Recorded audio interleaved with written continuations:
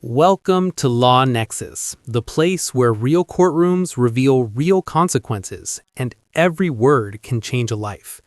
Today's courtroom starts calm, but it doesn't stay that way. One man admits mistake after mistake, hoping for mercy. Then a teenager steps forward, and the judge's tone suddenly shifts.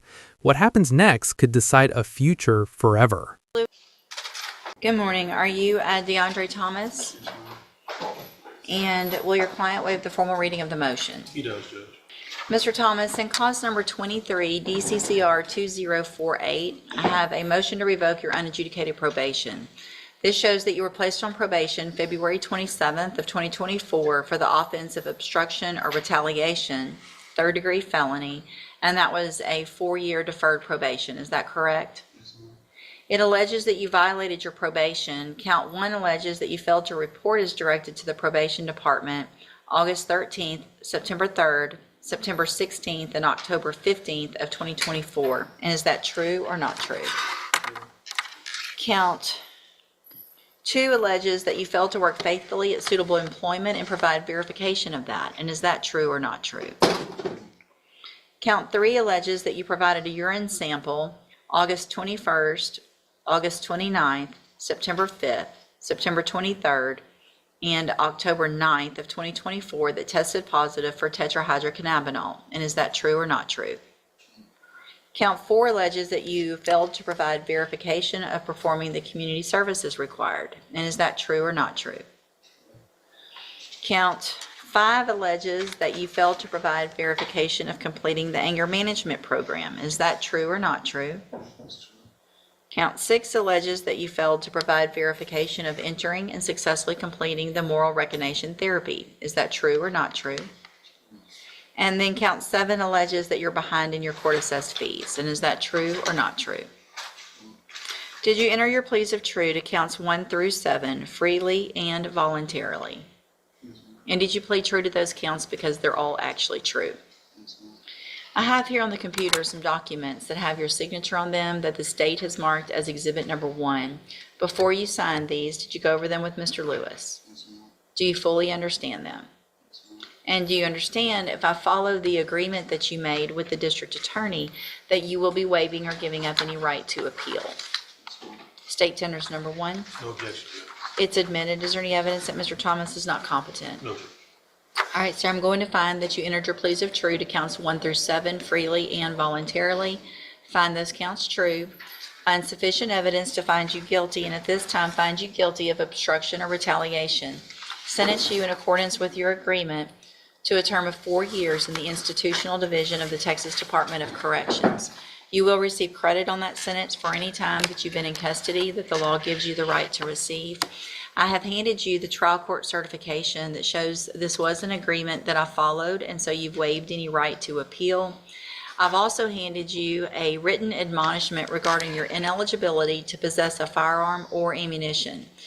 Because of the judgment entered against you, you're ineligible under Texas law to possess a firearm or ammunition.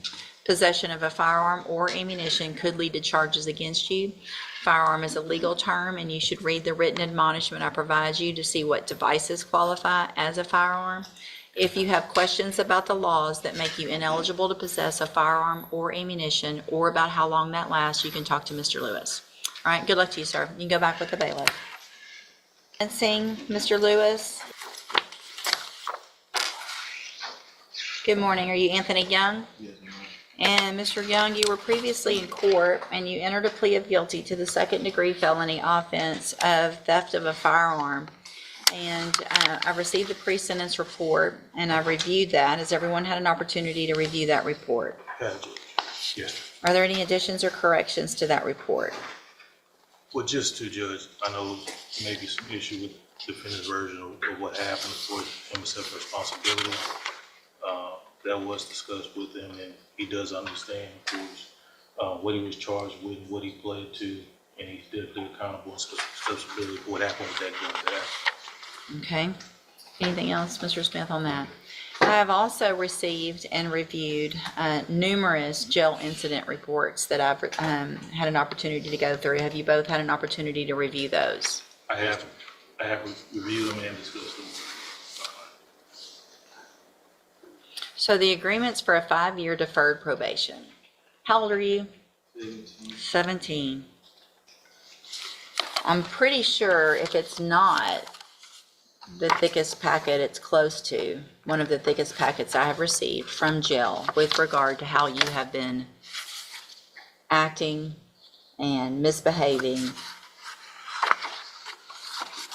knowing that you're about to come in front of a judge who could either accept or reject your plea agreement. Doesn't make much sense, does it, how you've been acting? So why have you been doing it? I get irritated easily. You do? Do you understand? You're 17, you're so young. We all get irritated easily. Yes, ma'am. That's life. It's just part of life. People are going to irritate you. Your parents are going to irritate you. Your lawyer, me, your friends, your girlfriend if you have one, your wife if you end up with one.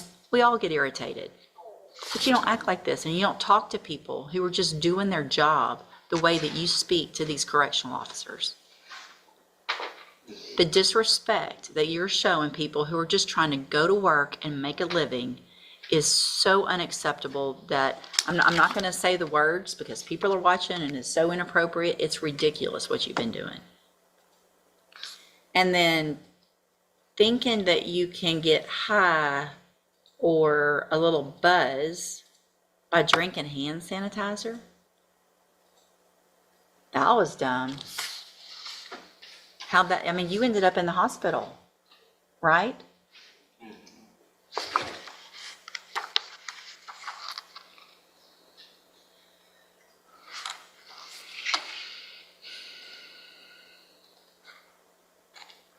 I mean, do you want to kind of have a normal life like the rest of us and go to work, go home, have a family, go to school maybe?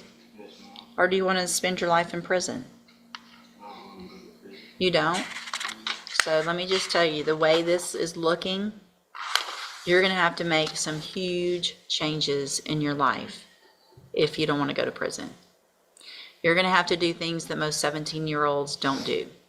You're going to have to grow up real quick because you're going to be on an adult felony probation.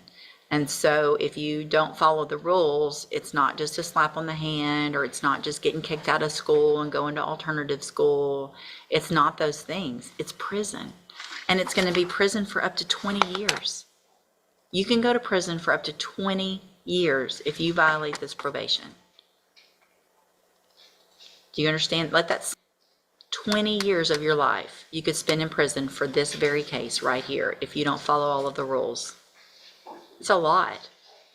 So you need to don't get out of jail and then forget this conversation. Okay? I'm going to do some things, hopefully, that will give you some tools up front in your probation so that you can learn how to make better decisions. Not hang out with the same people, get away from all that. It's just going to be up to you. It's not going to necessarily be easy, but the alternative is really not easy. It's prison, right? Okay. What I'm going to do, Mr. Young, is follow the agreement that you made.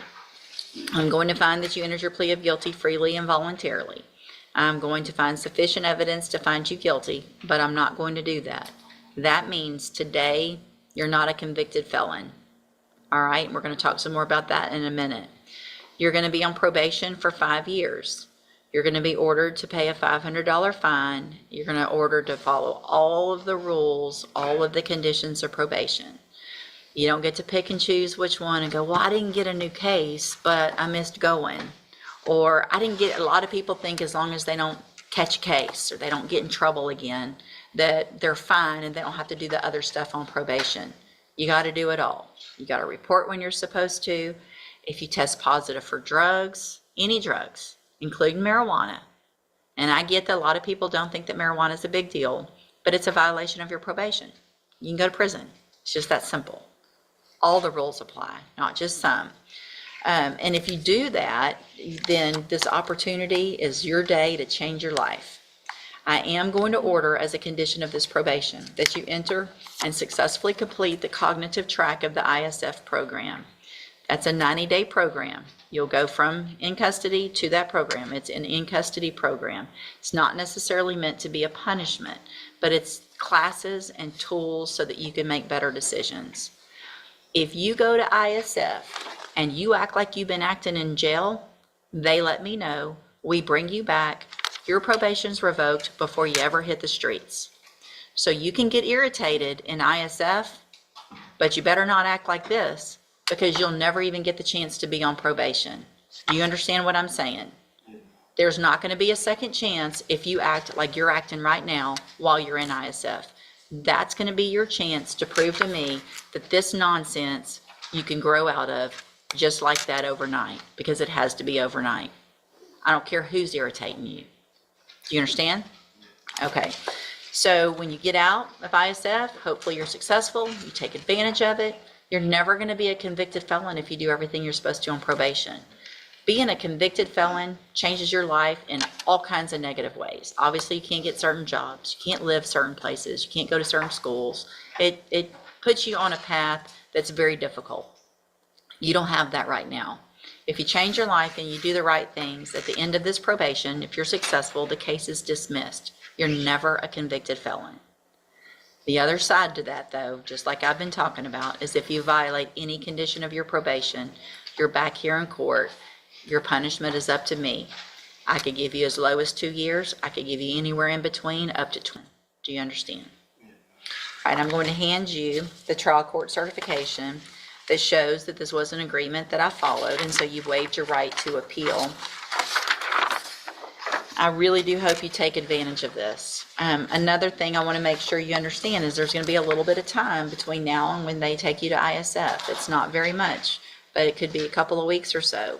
If I find out that you have incident reports between now and then, before you ever get to ISF, it's a violation of your probation.